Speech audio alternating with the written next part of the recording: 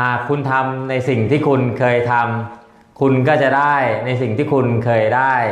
แต่ถ้าคุณอยากจะได้ในสิ่งที่คุณไม่เคยได้คุณก็ต้องทำในสิ่งที่คุณไม่เคยทำถ้าวันนี้คุณเชื่อว่าคุณจะประสบความสำเร็จคุณจะร่ำรวยได้คุณก็จะร่ำรวยได้ครับก็สวัสดีครับกับผมครับพนมอินทรันนะครับวันนี้นะครับก็มีเรื่องสำคัญนะครับที่อยากจะเอามาแชร์เอามาแบ่งปันนะครับให้กับเพื่อนๆได้อาจจะนำไปใช้ให้เป็นประโยชน์นะครับเพราะว่าตอนนี้นะครับก็เป็นช่วงของใกล้เทศกาลปีใหม่หลายคนนะครับก็จะเอาปีใหม่เป็นการจุดเริ่มต้นในการที่เราจะทำอะไรใหม่ๆสิ่งนั้นนะครับผมเชื่อว่าทุกคนนะครับที่มาดูไลฟ์ของผมนี้ไม่ว่าจะเป็นไลฟ์สดดูย้อนหลังผมเชื่อว่าทุกคนทุกท่านนะครับก็ต้องมีการตั้งเป้าหมายนะครับว่าในปีหน้าเราจะทำอะไรเราจะมีอะไรที่ดีขึ้นกับชีวิตของเรานะครับก็คนจะมีการตั้งเป้าหมายแล้วบางคนเนี่ยครับพอตั้งเป้าหมายไปแล้วอาจจะอยู่ได้เพียงแค่เดือนหนึ่ง2 เดือนเนี่ยไอสิ่งที่เราตั้งเป้าหมายไว้เนี่ยมันก็เขาเรียกว่าอะไรมันก็จางไปจากความรู้สึกของเราเองก็ไม่ได้อย่างสิ่งที่เราต้องการอีกพอปีหน้าเราก็จะมีการมาตั้งเป้าหมายใหม่อีกวันนี้นะครับผมเองก็จะมีเคล็ดลับในการที่เราจะทำอย่างไรในการที่เราเนี่ยครับจะ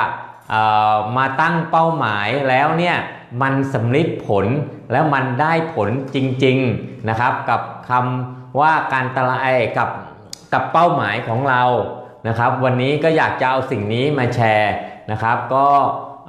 เพื่อนๆนะครับที่เข้ามาแล้วนะครับแล้วก็อาจจะเห็นว่าคลิปนี้นะครับไลฟ์นี้มันมีประโยชน์นะครับก็ช่วยให้กดไลค์กดแชร์นะครับให้เพื่อนๆหลายๆคนที่กำลังจะมีการตั้งเป้าหมายของเราแล้วการตั้งเป้าหมายของเราแต่ละคนเนี่ยมันก็ส่วนใหญ่เนี่ยมันก็จะล้มเหลวกับเป้าหมายของเราพอถึงปีใหม่หรืออะไรใหม่ๆเราก็จะเริ่มต้นใหม่นะครับมันก็ซ้ำวนไปวนมามันก็ไม่สำลิดผลในสิ่งที่เราต้องการวันนี้นะครับเคล็ดลับของผมนั่นก็คือว่าวันนี้การที่เราเนี่ยจะทำในเป้าหมายเราได้เราต้องศรัทธาในตัวเราก่อนมันศรัทธาในตัวเราต้องเชื่อในตัวเราก่อนนะครับวันนี้นะครับหลายคนเนี่ยไม่มีความเชื่อหรือว่าความศรัทธา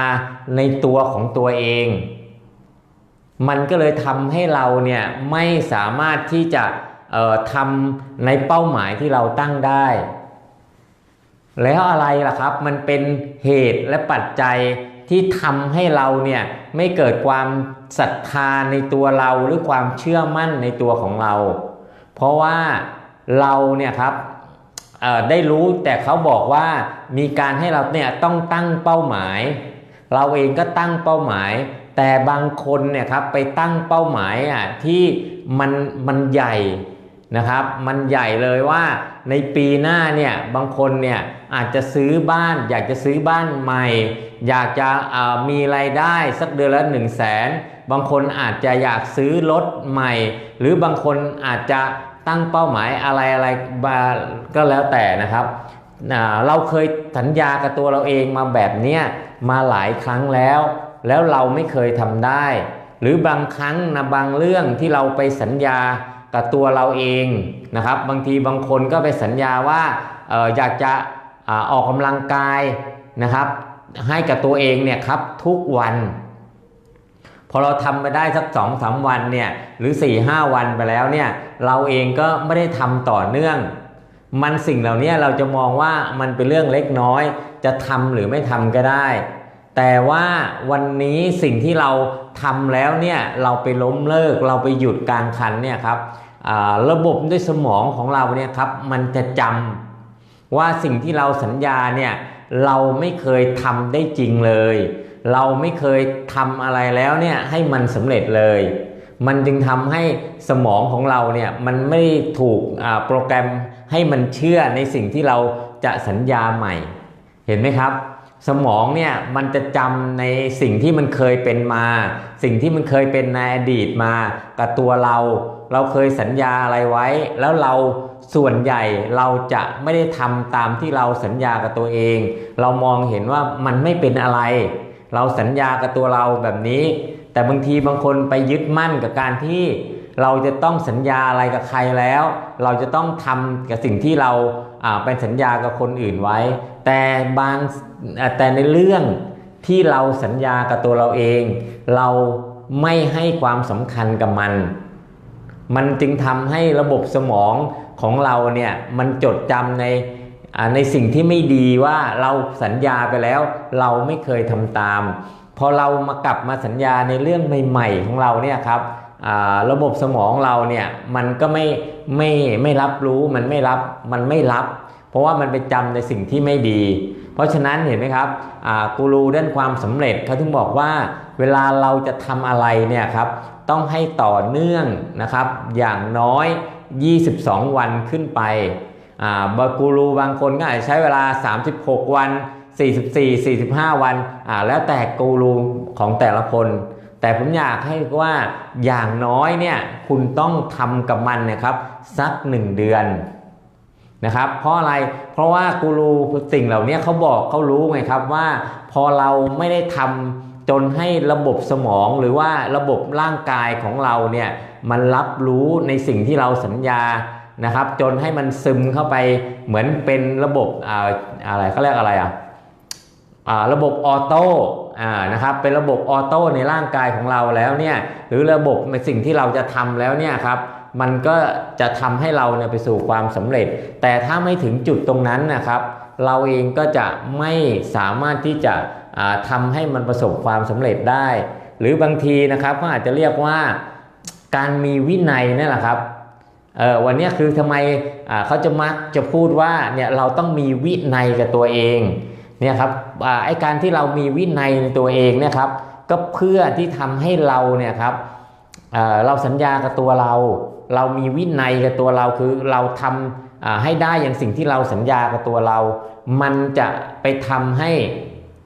ระบบสมองของเราเนี่ยมันโปรแกรมแล้วไว้จดจำเอาไว้แล้วมันจะเกิดความเชื่อความศรัทธาในสิ่งที่เราพูดสิ่งที่เราคิดนะครับว่าสิ่งที่เราคิดเนี่ยมันจะต้องเป็นจริงเพราะว่าเราเคยสัญญาอะไรไว้แล้วเราทำได้ตามนั้นเนี่ยมันจึงกลับมาเป็นเรื่องของความศรัทธาในตัวของเราบางทีเราเนี่ยไม่ได้ศรัทธาหรือบางทีเนี่ยใจของเราก็คิดว่าเราเคยสัญญามาแล้วพอทำไปสักระยะหนึ่งเราก็จะรู้สึกว่าไม่เป็นไรเอาไว้โอกาสหน้าก็ได้เดี๋ยวค่อยเริ่มใหม่เดี๋ยวค่อยตั้งใหม่วันนี้ยังไม่พร้อมเขาเรียกว่าเราก็จะไม่มีข้ออ้างในการที่เราจะไม่ทำในสิ่งที่เราตั้งเป้าหมายให้สำเร็จสิ่งเหล่านี้ครับก็อยากจะว่ามันเป็นอย่ามองข้ามครับว่ามันเป็นเรื่องเล็กๆแต่ไอ้จุดเล็กๆเนี่ยแหละครับคือมันเป็นจุดเริ่มต้นในการที่จะทำให้เราเนี่ยศรัทธาในตัวของเราเพราะฉะนั้นครับวันนี้นะครับอยากให้เราเริ่มต้นนะครับในการที่เราจะสัญญาของตัวของเราเนี่ยครับคือเป็นสัญญาเรื่องเล็กๆที่เราสามารถทำได้จริงๆแล้วมันเขาเรียกอะไรครับมันไม่ได้ไปสร้างความยุ่งยากหรือความบังคับกับตัวเราเนี่ยจนมากเกินไปเพราะว่าเขาบอกว่ามนุษย์เราเนี่ยครับหรือว่าระบบในร่างกายของเราเนี่ยมันชอบความสบายแต่เราไปบังคับให้ร่างกายเนี่ยมันลำบากเป็นลำบากที่มันมากในครั้งแรกในทีเดียวเลยเนี่ยร่างกายหรือสมองเราเนี่ยมันไม่ยอมรับมันต่อต้านแต่เราก็ไปตั้งเป้าหมายแล้วก็เหมือนเนี่ยพอมันทำเสร็จมันทำไม่ได้มันก็วนกลับมาที่เดิมเดี๋ยวเราก็ไปเริ่มต้นตั้งเป้าหมายใหม่พอทำไปสักอาทิตย์หนึ่ง2 อาทิตย์เนี่ยมันก็เกิดความรู้สึกไม่อยากทำและขี้เกียจนะครับเนี่ยเราจะเกิดความขี้เกียจความไม่อยากเพราะว่าร่างกายมันเกิดความรู้สึกไม่เอา ตื่นเช้ามาไปวิ่งก่อนไปทำงานสักครึ่งชั่วโมงพอทำไปได้สักอาทิตย์หนึ่งร่างกายเราจะบอกแล้วไม่เอานอนดีกว่าอากาศกำลังสบายเลยเนี่ยครับเพราะฉะนั้นผมก็มีเคล็ดลับว่าอยากจะให้เพื่อนๆหรือคุณเนี่ยครับลองไปสัญญาอะไรที่มันเล็กแล้วเราทำได้นะครับวัตถุประสงค์เนี่ยคืออยากให้เรารู้สึกว่าสิ่งเหล่านี้เราทำได้มันไม่ได้ติดขัดมันไม่ลำบากอาจจะเป็นเรื่องง่ายๆครับว่าวันนี้นะครับเราจะเอาหยอดเงินใส่กระปุกทุกวันอาจจะเป็นวันละบาทวันละ2 บาทอะไรก็แล้วแต่ครับ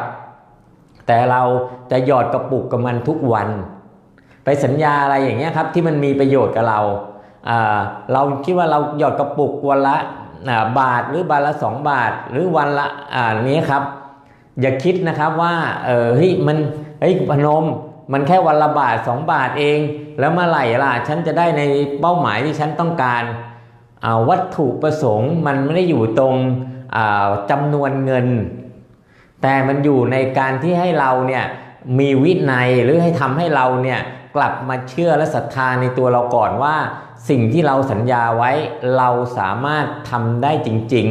ๆคือหยอดทุกวันครับบางทีบางคนบอกว่าวันละ20 บาทวันละ30 บาทบางทีอย่าไปแบบนั้นก็เอาง่ายๆครับอย่างน้อยวันละ1 บาทหยอดทุกวันครับวันละบาทวันละบาทนะครับลองดูครับคือเราต้องการวินัยในการที่เราเนี่ยจะทำในสิ่งนั้นได้จริงๆหรือบางทีบางคนอาจจะรู้สึกว่าอ่านหนังสือสักวันละ1 หน้าคุณอ่านหนังสือทุกวันครับวันละ1 หน้าอันเนี้ยมันก็จะเป็นประโยชน์กับเราเพราะว่าการที่เราเนี่ย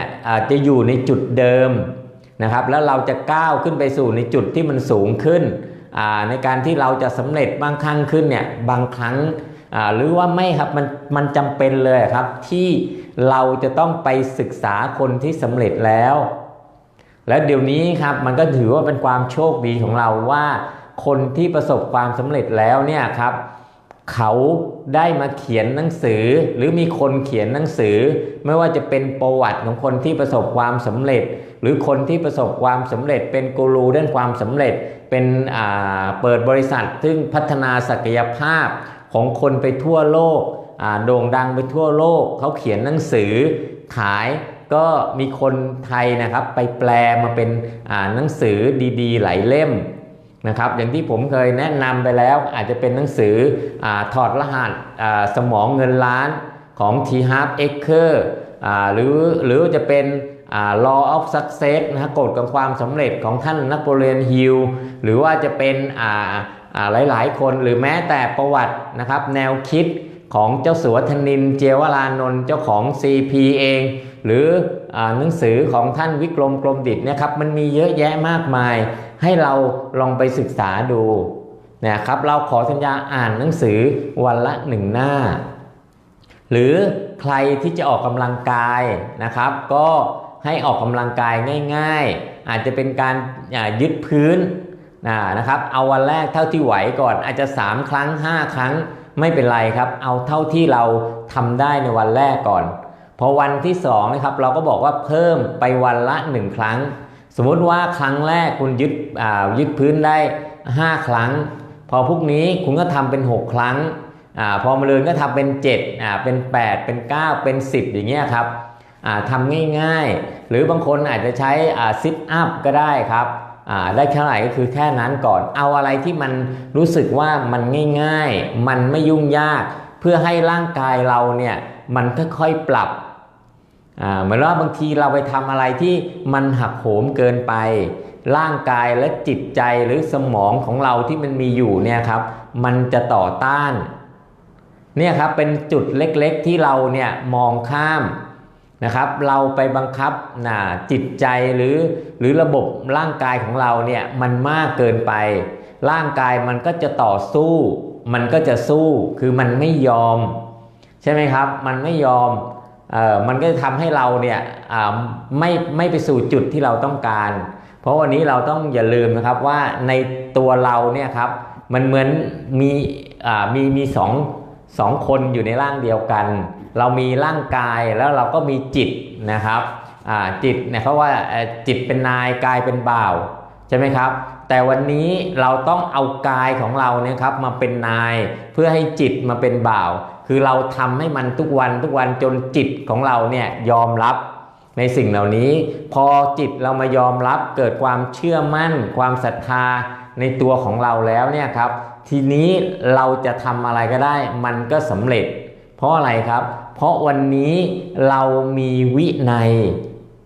สิ่งเหล่านี้มันสำคัญนะครับวินัยหรือในหลวงรัชกาลที่9เนี่ยท่านบอกว่าให้ท่านใช้คำว่าความเพียรเนี่ยมันจะมากกว่าวินัยคือมีวินัยอย่างเดียวแล้วไม่พอครับคือต้องลงมือทำนะพอทำแล้วเนี่ยก็เรียนรู้กับสิ่งที่เราทำว่าสิ่งที่เราทำเนี่ยมันโอเคไหมมันจะต้องปรับปรุงอะไรมันจะต้องหาความรู้ตรงไหนมาเพิ่มเติมมาเสริมเพื่อทำให้เราเนี่ยครับใช้ความเขาเรียกอะไรใช้ความเพียรความพยายามให้มันถูกต้องนะครับท่านทีฮาร์ฟเอเคอร์เขาจะบอกว่าความเพียรเนี่ยครับต้องเป็นความเพียรที่มันชาญฉลาดด้วยนะครับคือความพยายามเนี่ยต้องเป็นความพยายามที่ชาญฉลาดด้วยไม่ใช่บางคนพยายามอย่างเดียวพยายามทำแต่ไม่เคยกลับมาทบทวนว่าไอ้สิ่งที่เรามันทำเนี่ยมันโอเคไหมเราทำมาแล้วเนี่ยสักระยะหนึ่ง1 ปี2 ปี3 ปี4 ปีมันโอเคไหม